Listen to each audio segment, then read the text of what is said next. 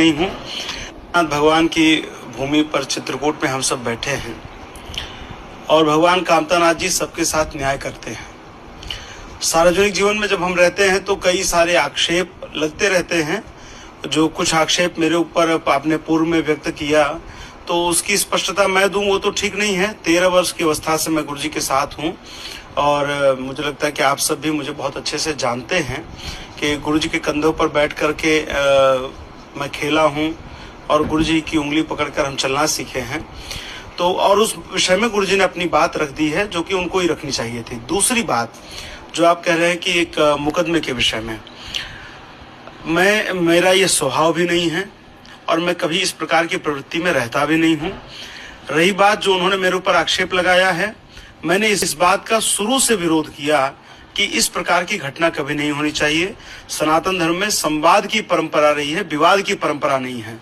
यहाँ पर तर्क की परंपरा रही है, खंडन मंडन की परंपरा रही है, लेकिन इस प्रकार के विवाद आरोप आक्षेप की परंपरा नहीं रही है। स्वाभाविक है कि हमारे यहाँ षट दर्शन में द्वैत अद्वैत शुद्धाद्वैत विशिष्टाद्वैत द्वैताद्वैत ये तमाम परंपराएं एक न एक मंडन और तर्क के नाते ही प्रकट हुई हैं। तो ये पूरी तरह से मिथ्या है। मैंने आरंभ से इस बात का विरोध किया, आज भी विरोध कर रहा हूं और इस बात के मेरे पास साक्ष्य हैं कि उस व्यक्ति को मैंने अपनी तरफ से जब भी कहा, मैंने कहा ये तुमने बिल्कुल उचित नहीं किया है। समस्या इस बात की है कि गुरुजी के नाम का दुरुपयोग इतने लोग करते हैं। पिछले दिनों कोई व्यक्ति गुरुजी के नाम पर पैसा इकट्ठा करने लगा, तो कई बार गुरुजी के नाम का दुरुपयोग करते हैं। चूंकि गुरुदेव देश भर में प्रवास करते हैं, लाखों लोग उनसे प्रत्यक्ष अप्रत्यक्ष रूप से मिलते हैं और उसमें हजारों लोग दीक्षा लेते हैं। अब कौन कब आकर दीक्षा लेकर गया इसका कोई प्रमाण होता नहीं है। तो कोई व्यक्ति कहे कि मैं दीक्षित शिष्य हूँ, नहीं हूँ, ये वो जाने। ये हम अपने हाथ से हमने उसका खंडन कर दिया है पूरी तरह से। तो जो मुकदमे की बात है ये पूरी तरह फर्जी है और इसका उनको साक्ष्य रखना चाहिए।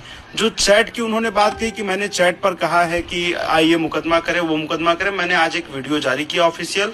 मैं मांग करता हूं कि किसी के ऊपर भी फर्जी मुकदमा चाहे मैं करूं या कोई भी करे, ये पूरी तरह से अपराध है और सरकार के पास एक से एक सक्षम एजेंसियां हैं।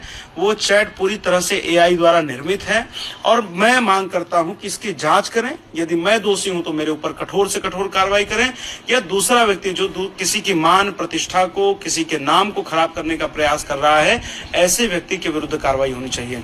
मैं अपने आप को निर्दोष कहा कह रहा हूं, मैं तो कह रहा हूं भाई जांच हो और बिल्कुल स्पष्टता के साथ जांच हो, जिसमें अगर मैं दोषी हूं मेरे विरुद्ध कार्रवाई हो या वो दोषी है तो उसके विरुद्ध कार्रवाई हो। चित्रकूट आकर प्रेस वार्ता भी करने वाले कह रहे हैं कि इलेक्ट्रॉनिक जो साक्ष्य है, वीडियोज हैं और ऑडियो रिकॉर्डिंग है, कल वो मीडिया के सामने सारी भाई कश्मीर से लेकर कन्याकुमारी तक भारत एक है, कहीं किसी को जाने के लिए वीजा तो लगता नहीं है।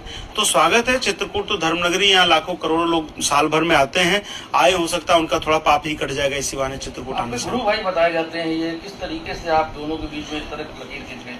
ऐसा है, अब ये हमारे यहाँ साधुओं में परंपरा रही एक दूसरे को गुरु भाई बनाने की। न तो वो साधु है, वो कभी कहता है ब्रह्मचारी है, कभी एक मुकदमे में फंसा तो उसमें कहता है मैं नपुंसक हूँ, फिर कहता है एक जगह और उन्होंने एफिडेविट दिया कि मेरी पत्नी के साथ भी किसी के संबंध रहे हैं, पत्नी की जांच की जाए।